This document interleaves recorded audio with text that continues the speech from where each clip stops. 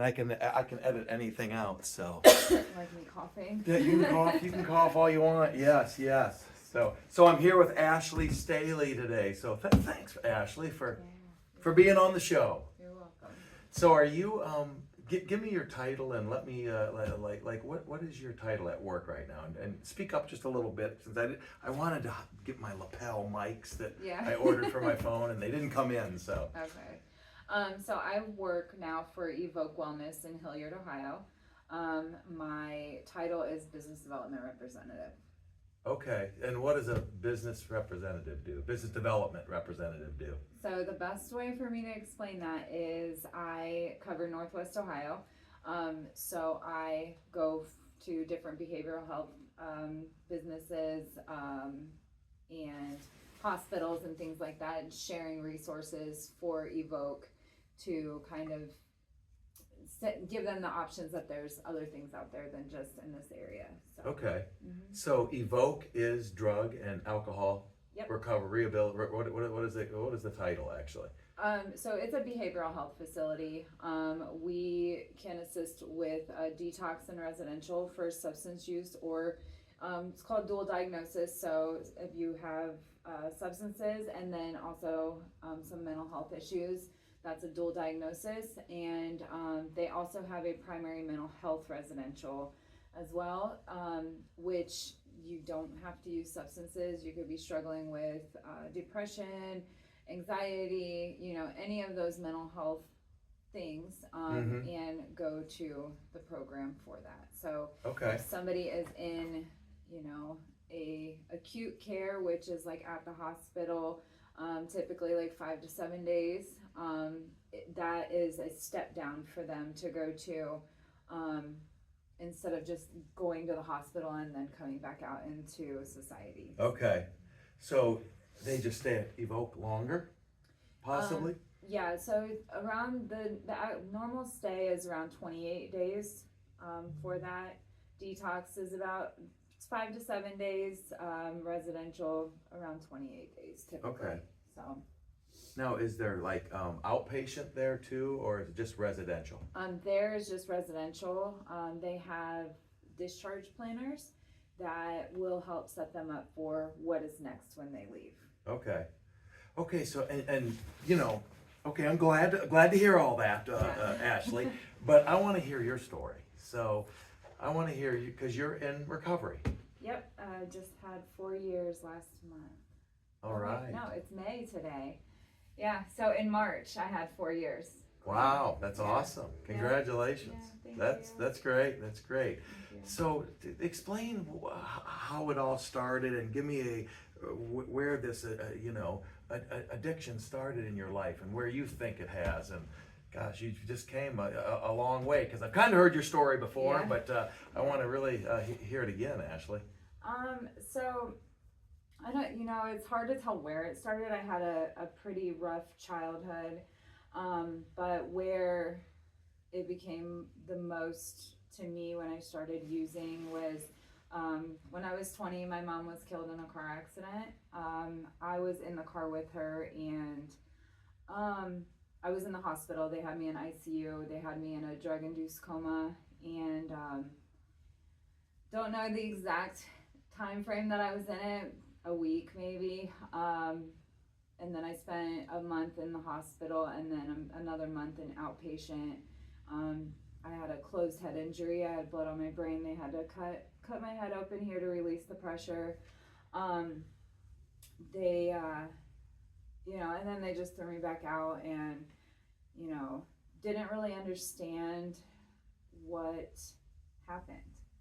You didn't understand what happened. No, it took me a little while to understand, I'm 20, my mom is gone, I had a 2-year-old, my son, and at this time you already had a 2-year-old, right? Yes. I had my son already. And let me just, when you say rough upbringing, what do you mean by that, and what does that kind of entail? Is that there was a lot of moving.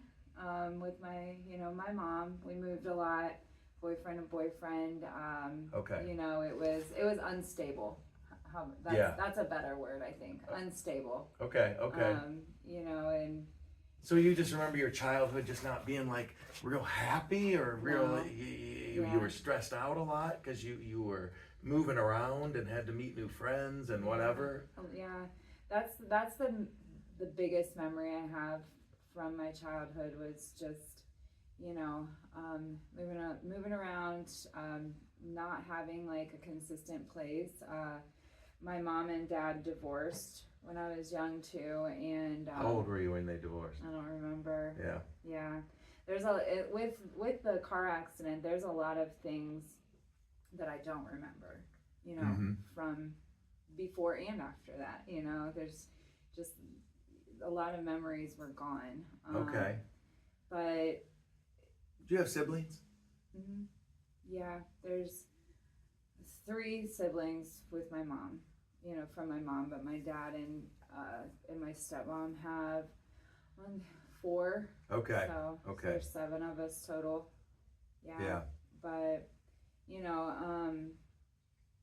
I don't, you know, I don't have a relationship with anyone in my family anymore, that by my choice. So, yeah. Are they in recovery, or do they use and no? Just me. Just you. Just you.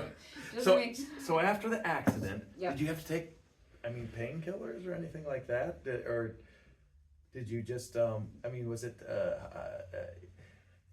did you get like a concussion where you had to, like, afterwards, did you have to go to physical therapy, or was it just in the hospital and you were in there until you were, had the injury, got better, and you could just go? Yeah, so when I was in the hospital, I do remember I had to do physical therapy in there.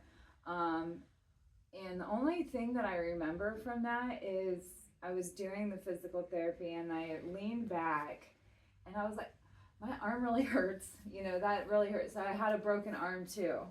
And so, then that was taken care of. But they were more worried about checking my brain and everything that was going on. They didn't, see anything else. So, so that happened. But then when I was discharged from the hospital, they had me coming back as an outpatient.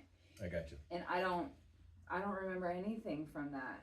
I remember it was going in and just sitting at a table with people, but I don't remember the context of it. I don't remember what we talked about. Do you remember when they came in and said, hey, your mom, did you know your mom was gone in the car after the accident? No. I watched a deposition of the guy who hit us. It was a dump truck that ran a red light, hit on the driver's side, and I was in the passenger seat. So from what I understand, she died instantly. They called her deceased at the hospital when they got her there, but in the deposition, the man said that he ran up to the truck and he only saw my mom and she just kind of slumped forward. And he goes, I didn't even see the girl. I was, I guess, underneath the glove box. I was just like down in there. That is amazing. So, yeah, but I don't remember anything from that morning, the night before, nothing. I have a vague memory of when they brought me out of the coma,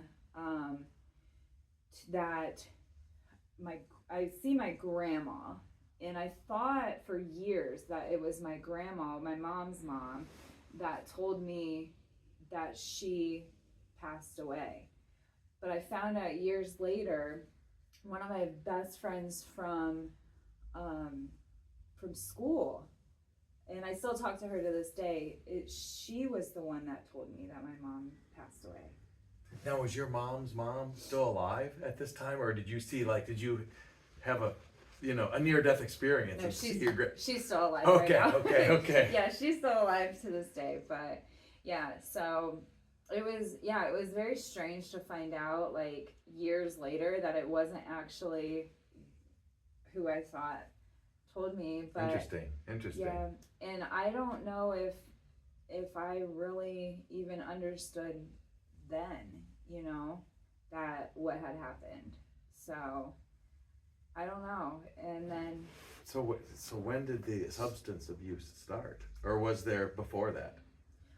Like through high school and stuff? just Did you was like drinking and yeah smoking weed. yeah You know, getting in trouble for it. I think I was on probation when I was a teenager because they found marijuana in my stuff. You know. yeah right But yeah, I don't remember the exact time when it started. But it wasn't long after I got out of the hospital. The doctors told me it would be like 6 months to a year before I was able to like drive again, take care of my son, live on my own. But when I got out of the hospital and finished the outpatient, I started to teach myself how to drive again. My vision was messed up, so like if I'm looking at you, I would have to close one eye, or otherwise I'd see two of you. Wow.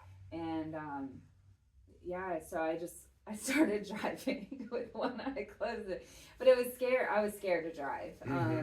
You know, so I went out in the country and just practiced, and you know, moved back home. I'm gonna say it was probably like a month, you know, after all of that I was living home again and with my son and taking care of him. So okay yeah. And when did the addiction come in? Was it alcohol? Was it No, my drug of choice was cocaine, and then like towards the end I got really into Xanax, you know, and like mixing other, and you know, so do you remember the first time you tried cocaine? Yeah. And what were you just like, wow, this is it? No, I was like, this kind of sucks. It didn't do anything. And then, you know. How old were you? So I was 21. Okay. Yeah, at this point. So after the accident. Mm-hmm. Okay. Yeah. And you tried cocaine. Who did you try it with? I mean, did you just get like friends of yours and? My sister's boyfriend gave it to me. Yeah. Yeah. So. Yeah, and then I was just like, I'm the kind of person like, try something once, I'll try it twice just to make sure. Yeah. You know, and then, and it just kind of spiraled from there, and it was, you know, it was just fun to do for a while. And, you know, did you have a job at this time? Were you married? What? I was not. I got married to my son's dad, like, right when I turned 18. And, you know, he was using, don't know what. Yeah. You know, but he would disappear for days, and you know, and after my son was born, it was a violent relationship. Like, a memory that I have from that marriage is him sitting in the chair pointing a gun when I'm 8 months pregnant, and he shot it, and that was the same house I lived in up until 2008. And so every time I would walk by, I'd see where that little bullet skimmed the wall right there. And, you know. So you were pregnant with your second child? No, my son. Your son, okay. Yeah, this was prior to. Okay. Yeah, so, but, wow. Yeah, it was a bad relationship. But, and to this day, I am almost certain he's like still living that same life. So yeah, but him and my son don't have a relationship at all. You know, I don't have a relationship with him at all. You know, it's just. So how long were you in that relationship? I was with his dad. I was around 15, about to be 16 when we met, and then we got married when I was 18, and then divorced like. It was before the accident. Okay, before the accident. Yeah, so. we were separated and divorced. Yeah. Okay, so you tried the cocaine the second time, and you just like, hey, this is a little better. I feel it, and let's go. You know, like I'm a very shy person. You know, not so much anymore. I'm shy, and I think that gave me like confidence, and you know. And so it was in my 20s, and so you raised your son, and you were had a job, and you were partying on the weekends with cocaine and No. alcohol, or was it like, hey, let's get a little bump in the morning and mid-afternoon and No, I didn't work consistently. I didn't do anything consistent. You know, I didn't parent consistently, and I didn't, nothing. It eventually just kind of took over, and I was like, because it wasn't like all the time. I was in addiction, in and out of it for 20 years, and there were long periods of time. I had my daughter. I didn't do drugs when I was pregnant. And there was periods where I'm just like, okay, I don't want to do this anymore. And then I would I would stop and stay away from people, and and then randomly I would just meet somebody that is like, it always appeared in my life, like. And then once you did it, when it appeared and you started using again, did it start not making things go great in your life? Yeah, there was not a lot of great things that happened in that whole time. Another, not even with like the substances, there was like the addiction to relationships, and like wanting to be with someone and wanting to feel loved, but I didn't love myself. So the type of people that I was meeting, I had been in several really abusive relationships, and it was, and I would stay because I'm like, And you have a daughter too, don't you? And how old is she? Or how many years apart are your son and daughter? 5 years. 5 years, okay. Yeah. So you got remarried, or did you just have a child? I just had a kid. Okay. Yeah. And does she see that father? No. No? I mean, she sees him every once in a while. It's their relationship is different than my son's and my dad's, but they don't have a relationship. They don't have, yeah. No. And your son doesn't talk, you said your son doesn't talk to his dad either, right? No. Okay. And they don't want to, and is this your daughter's father, is he in recovery or addiction, do you know of? Not that I know. No, okay. No. So what point of your life were you, but you raised two children, you raised two children during this time of just in and out of addiction, and Yeah. I mean, would you say like some just mental health stuff from the trauma in your life too, right? Yeah. And when did you say, hey, I need to go somewhere, or did somebody have an intervention, or? No, so the reason I was able to kind of live how I was living, not have my kids taken away, not, is my grandma was paying for everything. She was paying my bills. She was, paying all of these things. And I got in trouble when I lived in Florida. I lived there for 5 years. She paid for the attorney, and And you took your kids to Florida, right? Okay. Yeah, that was the only time that I had like CPS involved, was when I got in trouble. What's CPS? Child Protective Services. Okay, Okay. Okay, really? Yeah. Was that scary? Yeah. Were you like, oh no, I could lose my kids? Yeah, I was scared. And then you got in trouble. Would you rather not talk about what you did down there?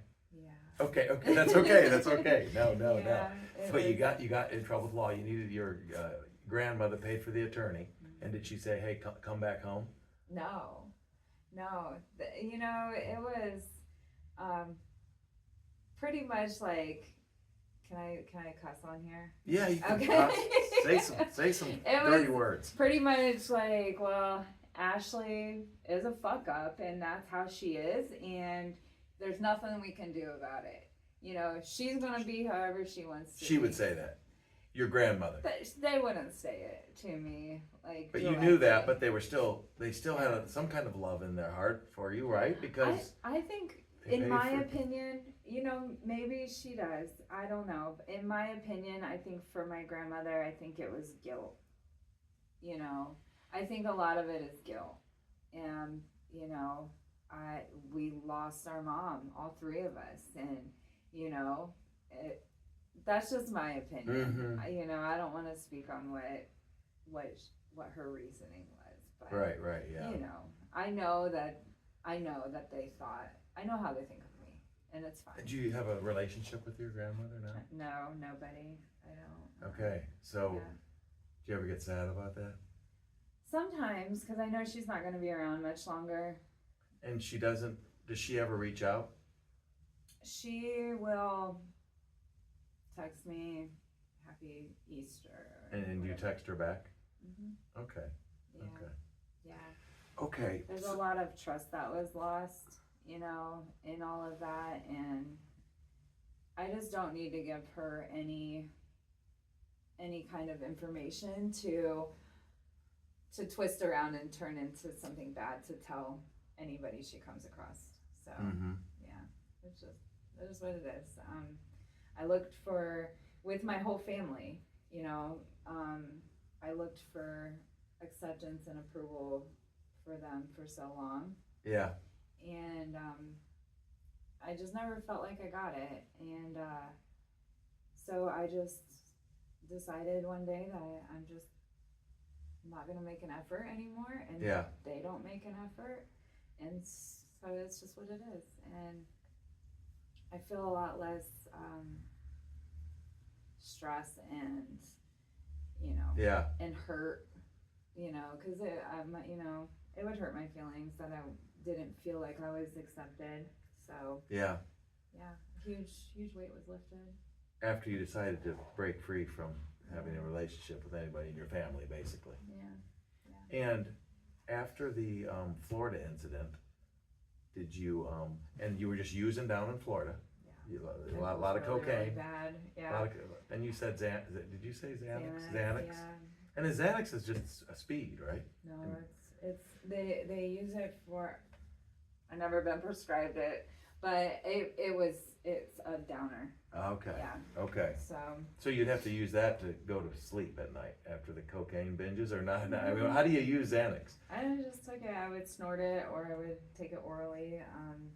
You know. And what did it make you feel like? You just want to sit around, or did you want to clean the house? No, it would just make me, you know, feel like I don't know. It would make. But you'd stay awake, or would it put you out sometimes? No, it would put me out. Okay. There was one night. Can I tell this story real quick? Yeah, tell it. Yeah. I was very ashamed, you know, of things that I've done, and you know, for a long time, I found that like humor and laughing at it helps. But so there was a night that I was up partying all night long. I was, you know, drinking beer and doing coke and taking Xanax all at the same time. And I eventually wandered home. It was an apartment complex I lived in, and I was over, and just my kids were in Ohio for the summer. Okay. They would come up here, and so then I was just like, yeah, I have no, like, zero responsibility now. I wandered home, and I went to bed, and I woke up the next morning, and there were 3 police officers standing in my doorway. I guess I didn't shut my door, and I lived in an apartment, and I had no furniture.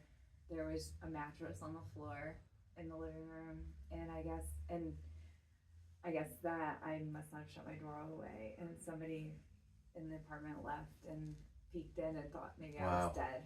And you know, and my dog is just like laying on the bed with me, and I just wake up, and you know, they were like, somebody called, you know, and that was like humiliating, but you know, now I can laugh at it now. But so did you, from there though, when did you decide to go into like recovery, like a rehabilitation center? Did you go to a center? No, I didn't go to treatment. Okay. No, so that was 2012. I finished probation I got just only probation from when I got in trouble. Okay. and then I was just like, okay, it's not working living down here. I need to move back home. So I moved back home. And that's Bluffton, Ohio?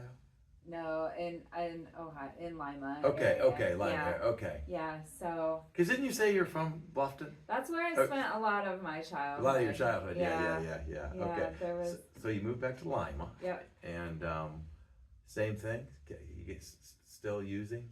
No, so it was kind of the opposite of when I was like, I'm gonna move to Florida and change my life and get everything back on track, and then it got the worst in Florida.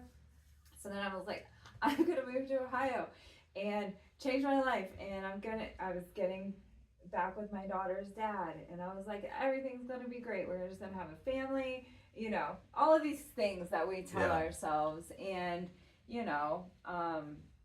and it was okay for a little bit. I wasn't using. I wasn't doing anything. I even stopped drinking alcohol for a long time because that party drug and like alcohol, like that was just like something that in my mind, When you say stop drinking for a long time, what's a long time to you? Well, so I stopped drinking for like 2 years. Okay. Yeah. Wow, yeah. Yeah. And it was fine for a while. I was with him for about 2 years. But our relationship got very violent. I never called the police, but the first time that he put his hands on me, this time was at his house, and he like just pushed me down. And then a little while later, we're arguing, and he like reaches in and hits me and gave me a black eye in the car. And then, and it progressed. There was time we were driving, and he's just beating me over the head, while I'm driving. Do your kids ever witness this? They didn't. No.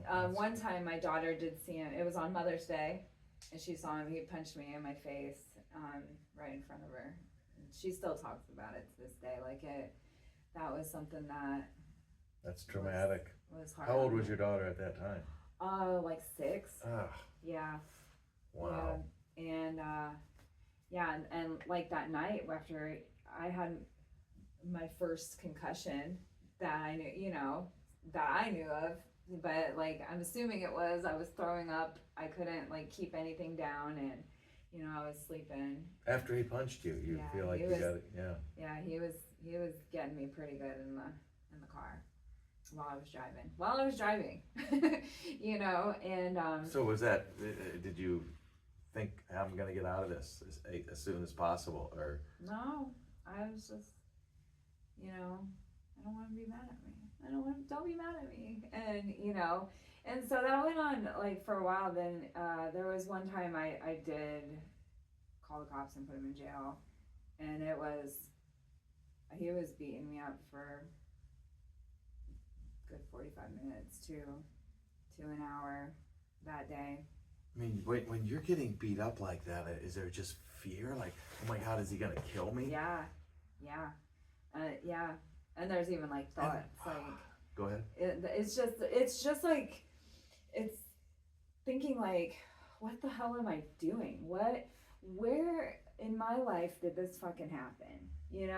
Like why does he treat me like this? Why can't, he just be good to me? Why can't he love me as much as I love him? Those are like thoughts that are going through my mind. But,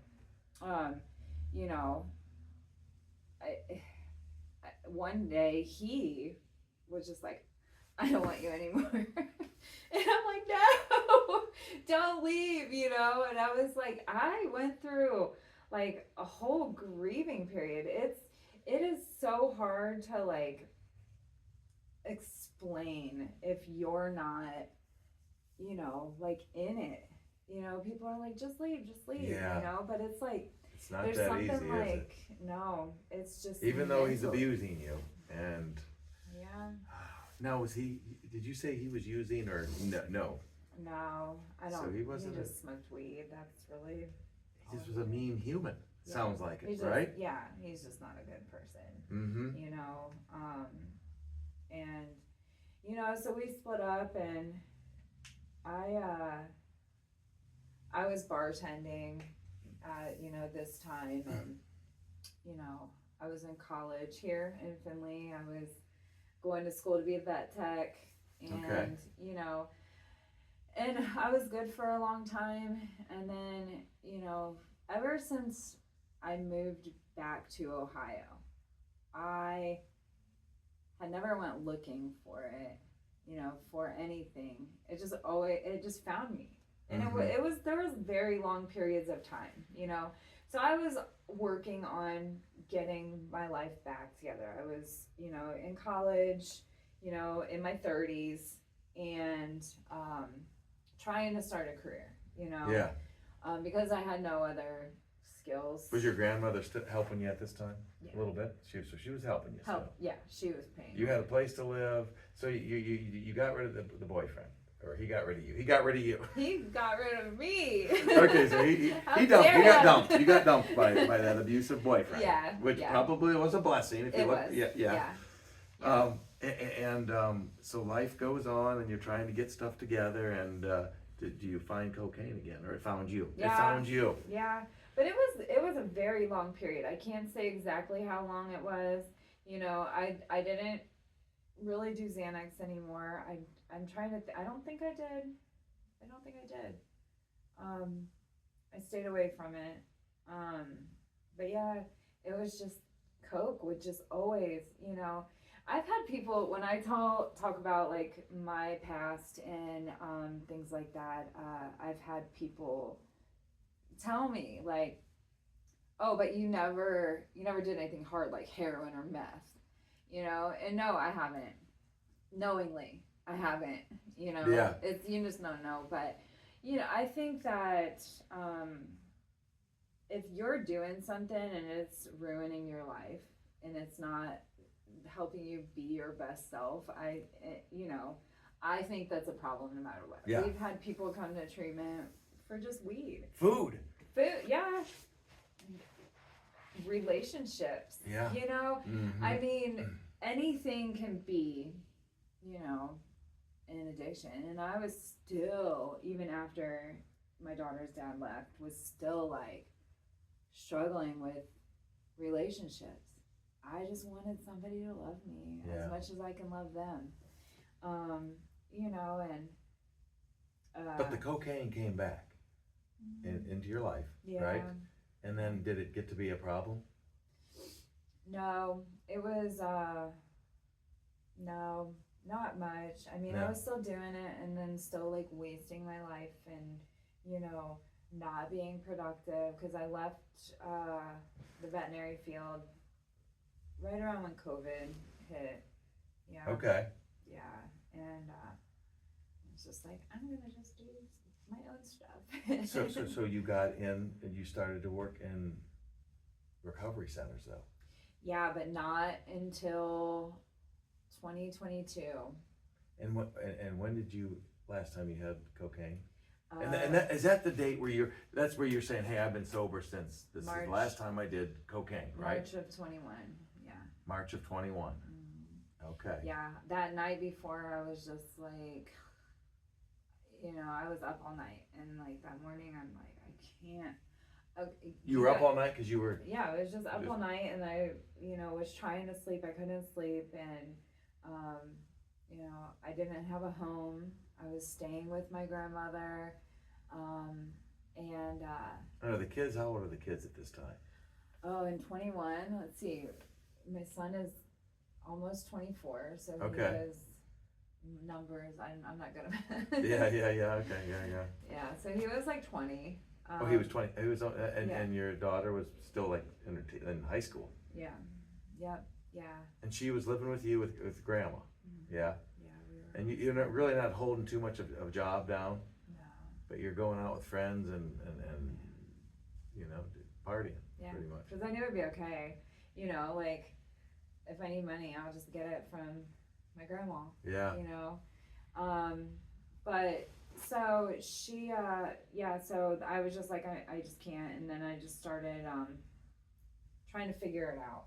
You know, I was working. I got another job at a vet in Delphus. I found a house, found a place. And Just to rent? A Yeah. house, okay, Yeah. okay. I And, don't. and your grandma's like, hey, yeah, let's go. Yeah, Or you I said, still don't want to be a homeowner. I don't know if I'll ever want to be a homeowner. I think that's fine. I Yeah. think that's fine. I think it's overrated, actually. It's Yeah, a I've liability. never had any desire to own a home. Like if something, cause I can't fix things. So if something happens, Yeah. you know, I'll just call the landlord and That's fix funny. it. But yeah, that's just me. I don't know. But yeah, so like things were starting to look up. Because but you decided to stop, and then you went to, you got sober, I did. and then you went and you got your own home. Yeah. Right. Okay. Yeah. So you got your own place, and your daughter's living with you. Yep. Yep. And My son. yeah. Was there too. Oh, he was there too. Yeah. Okay. Okay. He. No, you know what? He actually was with his girlfriend. He lived in Lima with his girlfriend. Okay. Yeah, and then so me and my daughter moved into this place. I was still working. I was in a relationship, and it was somebody I didn't know very long. He asked me to marry him, and I was just like, sure, you know. I'm in my 40s now. I'm about to be, and you know, everybody else I know is married, so it's probably what I should do. And I've been, looking for somebody to love me enough for all these years to want to marry me again. And and so we got married. I started, when I was with him, I was not. It was everything that I had worked for and towards to like start to change my life. I just kind of like reversed. And I was, I'm like, well, we're already planning. We can't, and it'll be fine. I'll just learn to live with it, because he would just pick a lot, and. So you were having doubts before the wedding day. Yeah, I was. And it was just like a lot of picking and, and then I was like drinking to cope, and I didn't realize that I was like, would drink alcohol to cope until like after everything is done and over, and I'm like now like revisiting and trying to figure it out. But in that time, when I stopped using, I'm getting a place, I'm with this person, it was all very short period. Then I found out my son is using fentanyl. He was at my grandmother's house with his friend, and his friend overdosed on my grandma's front porch. My son tried CPR, did all of that. He called the 911 to get somebody to come. His friend did not die. Like, he came back from it. But his girlfriend left him then, she's just like, I can't do this anymore. And so he was heartbroken. That was his first girlfriend. Yeah. And so he ended up telling my grandma, because the ambulance and everything was there. Like, she knew something was happening. So he's like, she's like, you need to tell your mom. So he told me, and like when I found out, like my whole world fell apart. I can go through whatever I went through, but when I hear this coming from my son, and knowing how deadly that is, like tiniest little bit can kill a person. Yes. And was he using a lot? Was he just? Yeah, he was. It was if he didn't have it, he would start to get sick. So I was like, you're moving in with me, and somebody that didn't go to treatment and didn't even really like see all of the things that I had wrong for so long, because nobody was, I didn't know anything, Right. And so I'm just like, you're moving in with me. We're going to get this figured out, And so there's a thing, like I started trying to control it from my home, like, okay, my love for him is going to make him stop, and because I didn't understand. Yeah. And so I just start reading, and I read and I read and I just like research and I cried a lot, and I, any little thing I would start bawling. Did he stop, or did he? No, Because he couldn't, because he had to go through detox. Yeah, he would get sick if he tried to stop on his own, and he's like saying all the things, to me is, well, Mom, I'm not using the pure stuff anymore. I'm now like using the pills, and that's safer. And I'm just like, it's not, it's nothing safer. Did he have to go to rehab? Yeah, I used to look into his bedroom, like, when you have little infants and you just make sure they're breathing still. Yeah. Like, I would do that. And one day I just walked in his room and I said, hey, you have two options here. I said, because I can't continue to watch you live like this. And I can't be afraid that every time that I come in here, you're going to be dead.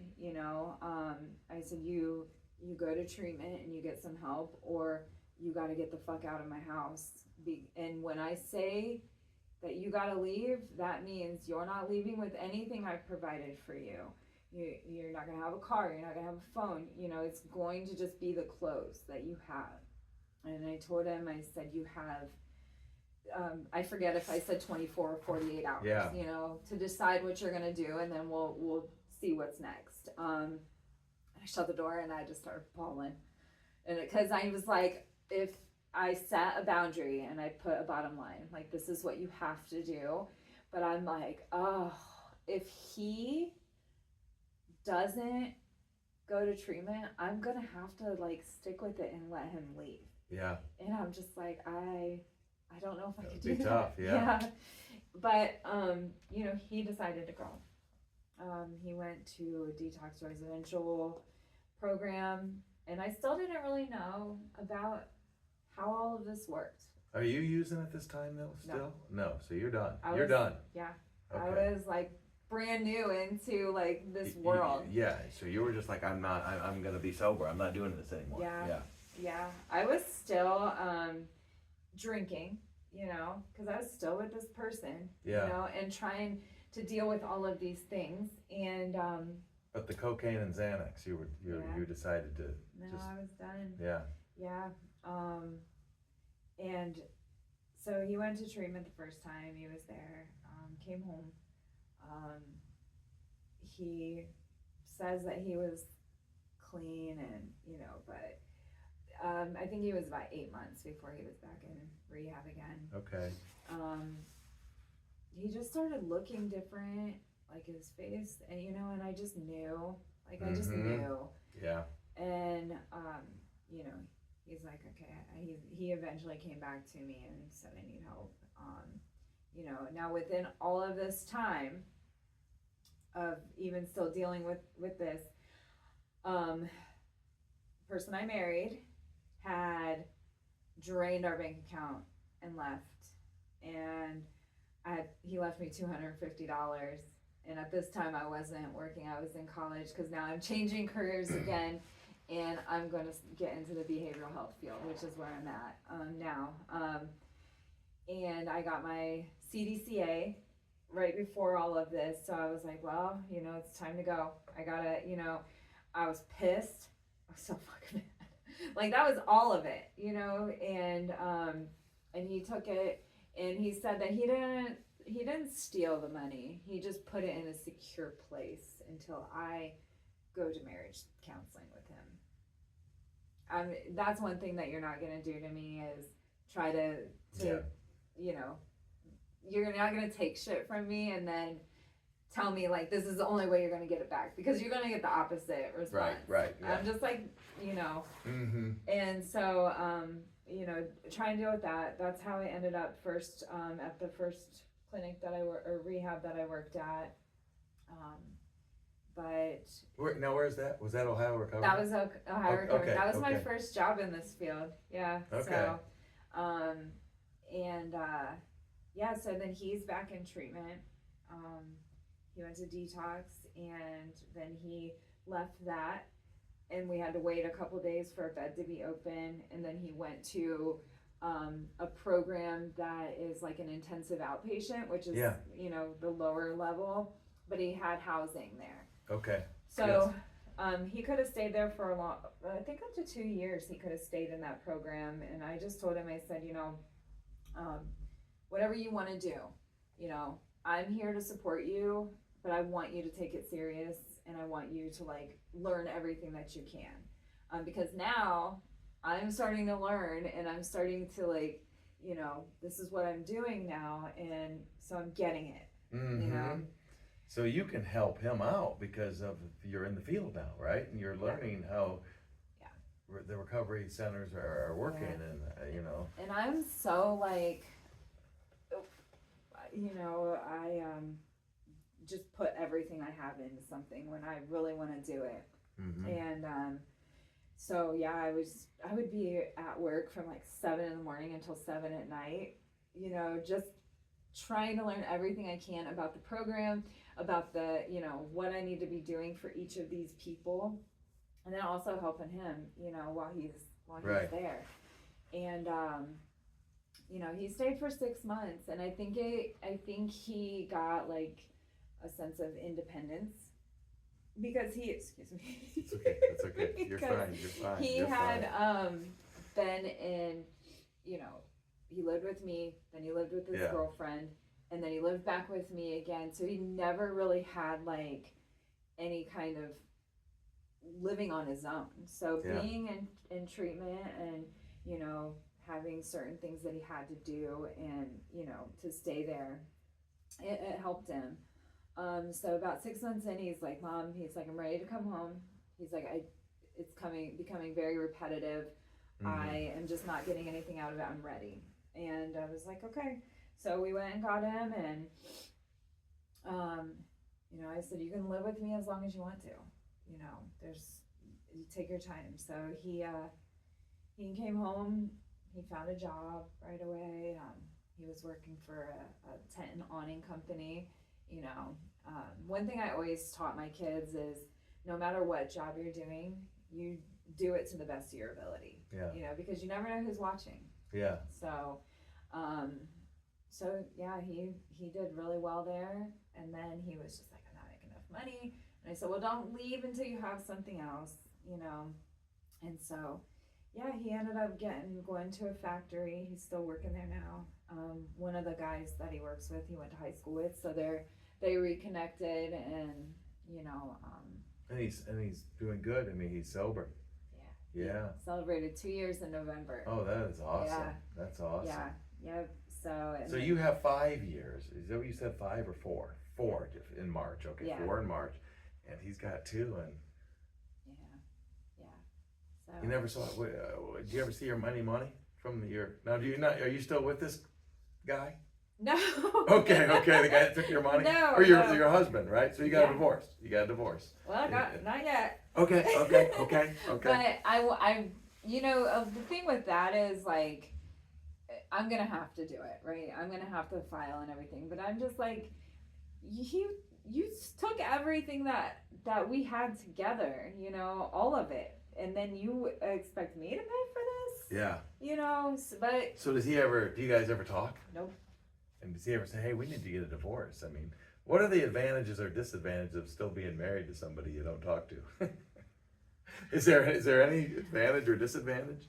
Well, I mean, this might sound harsh, but if he dies and he has any, you know, it could come back on me. I don't know. I don't really know. He did take your, you know. Yeah. You know, and I really did beat myself up about that for a long time. Like, God, why did you even do that? You knew that, like, you had a very strong feeling in your gut that this was not going to work. Yeah. And, like, towards the end, before you married him, you're just like, ugh, you know, like, but you still did it anyways. And, you know, and so I blame myself for it, you know. I mean, accountability is being accountable for your shit, you know. whether it was all my fault or all, or not, Yeah. like I had a part in it. I could have made a decision, Yeah. And, Yeah. and I just didn't. And so, it took me a long time to kind of get over that. And I just laugh about it now. Like, what can I do? Be sad about it? I'd rather laugh. Yeah. So you're doing good. You're working in the field that, you've struggled with basically your whole life. And you're happy? Yeah. Okay. Yeah, I am. I don't know where everything shifted for me, with feeling better about myself and loving myself. And, I don't know when that happened, but I'm going to tell you, Jim, ain't nobody ever going to put their hands on me again. Really? Yeah, that won't ever happen. Like I said, I don't know where the shift happened, but I just, gained a sense of confidence and love for myself, and,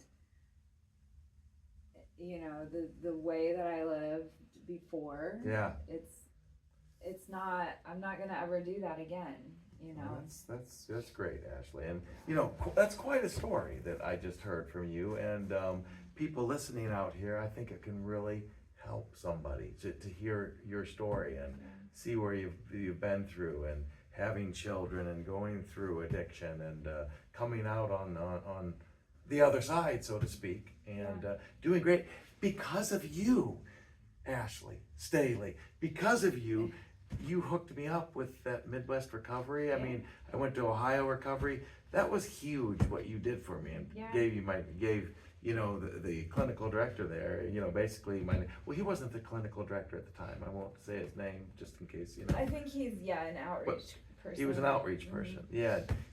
Anyhow, I really am thankful for that. So thanks a lot. And so where is it again you work? Evoke. I work for Evoke Wellness. It's in Hilliard. Okay. And if anybody wants to contact you, what would be the best way? You can contact me on my cell phone. It's 419-235-1388. Call or text. My phone is always on for anybody who needs anything. Okay, and then you should follow Ashley on Facebook too, Ashley Staley. Yep. And because you put a lot of good stuff out there, a lot of good try. posts, and I like them. I like them. Yeah, I try to. Even one thing is that even if a person isn't ready, or if they just need to get information, I want to be that person to help whoever, whether or not they come to treatment or not. But I was that person who had no idea what the hell to do. I was also that person who loved somebody that I didn't know where to start. I had no idea where to start, and so even if I can just be an ear to listen, I'll hype you up. I will. Yeah. So, that's good to know. Yeah. And I'm sure there's somebody out there that needs that, and hopefully takes action with that. Hey, I want to make it clear. You got me into the recovery center, not because I went into recovery. Yeah. Because I do my bells for recovery. I go into recovery centers and motivate people to start an exercise lifestyle for the mental health of it. So I want to make that kind of clear. So some of my friends or my cousins that are watching, when did Jim go to recovery? When did he go to rehab? Yeah. Or go to rehab. Go to rehab. Yeah. Okay. Well, thanks, Ashley. I appreciate it. Yeah. Thanks everybody. Thanks for listening. You. Okay. All right. Thanks. Okay. Cut. Did I do it?